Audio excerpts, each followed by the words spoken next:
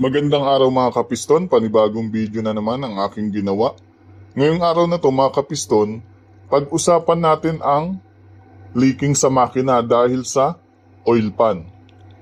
Ang oil pan mga kapiston, ito yung pinaka-storage ng langis. Ito ay part ng makina o ng engine. Kapag nagpa-change oil tayo mga kapiston at salin tayo ng bagong langis, dito yung napupunta sa storage. Ito yung tinatawag na oil pan.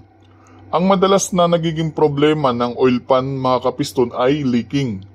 Dahil ang oil pan ay merong gasket sa paligid. Yung ibang sasakyan mga kapiston walang gasket pero nilalagyan ng silicone o sealant. Yun yung dahilan kung bakit hindi nagli-leak sa oil pan. Dahil sa katagalan ng iyong sasakyan, kumbaga old model na, hindi may iwasan yung ganyan leaking. So yung gasket ng oil pan nasisira na yan.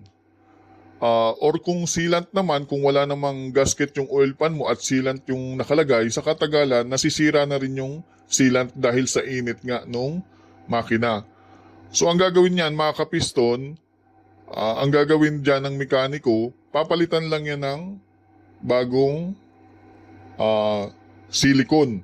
Or kung may gasket yung oil pan mo, bagong gasket lang ang ilalagay dyan. Hindi mo kailangan bumili ng bagong oil pan kasi mahal din ang oil pan. So ganun lang mga kapiston, papalitan lang ng bagong gasket or kung silicone ang nakalagay sa oil pan mo, lalagyan lang yun ng bagong silicone at masosolve na yung leaking sa makina.